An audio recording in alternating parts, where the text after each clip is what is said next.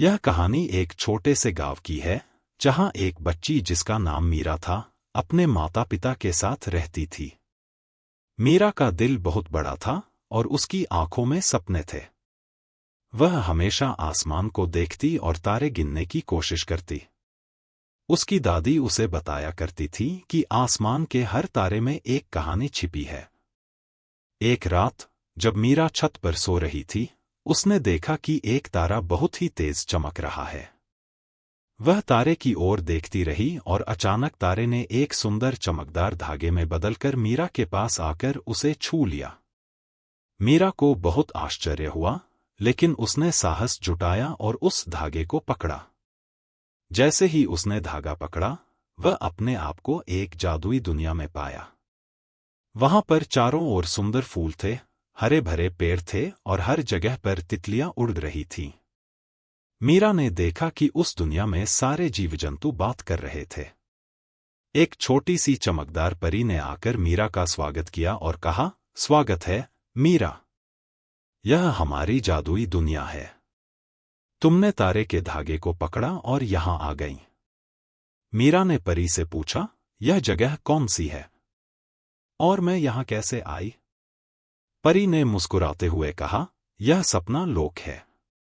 यहां तुम्हारी हर कल्पना साकार हो सकती है। तुमने जब उस तारे को देखा और दिल से उसे छूने की इच्छा की, तब वह धागा बनकर तुम्हें यहां ले आया। अब तुम यहां जो चाहो कर सकती हो। मीरा ने सोचा और कहा, मैं हमेशा से उड़ना चाहती थी, आसमान में पंछियों की तरह। परी ने अपनी जादुई छड़ी से इशारा किया और मीरा के पीछे सुंदर पंख उग आए। अब वह आसमान में उड़ सकती थी। मीरा खुशी से झूम उठी और ऊंचे ऊंचे पहाड़ों और हरे भरे जंगलों के ऊपर उड़ने लगी। उड़ते हुए मीरा ने एक विशाल पेड़ देखा, जो सोने की तरह चमक रहा था। उसने परी से पूछा, यह पेड़ किस चीज का बना है? परी ने बताया, यह ज्ञान का पेड़ है। इस पेड़ के हर पत्ते पर एक अनमोल ज्ञान लिखा हुआ है। यदि तुम चाहो तो तुम इस पेड़ से कुछ भी सीख सकती हो।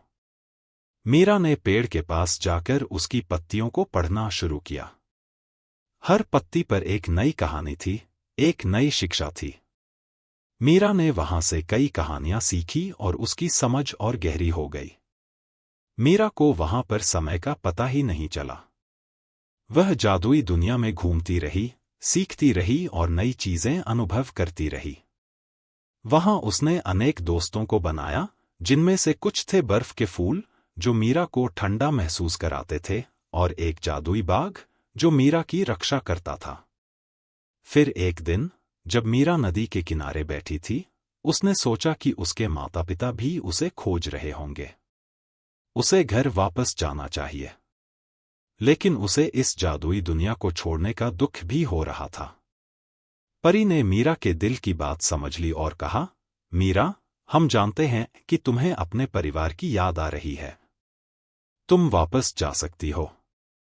लेकिन यह धागा तुम्हारे पास रहेगा, और जब भी तुम इस दुनिया में वापस आना चाहोगी, बस इसे छूना होगा।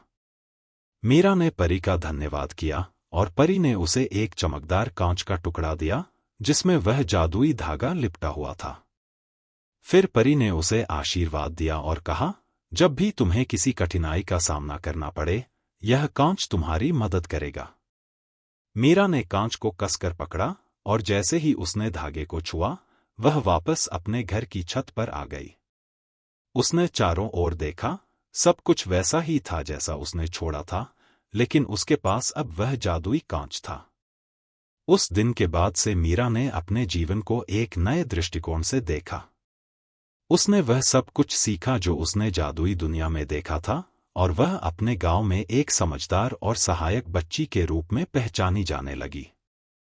लोग उसके पास अपनी समस्याएं लेकर आते और मीरा उस कांच के टुकड़े की मदद से सबकी मदद करती। और जब भी उसे किसी जादुई अनुभव की आवश्यकता होती, वह उस धागे को छूती और फिर से उस जादुई दुनिया में पहुंच जाती, जहां परी और उसके दोस्त उसका इंतजार कर रहे होते। इस प्रकार मीरा ने अपने जीवन में जादू और वास्तविकता को संतुलित कर लिया, और वह हमेशा खुश और संतुष्ट रहती थी।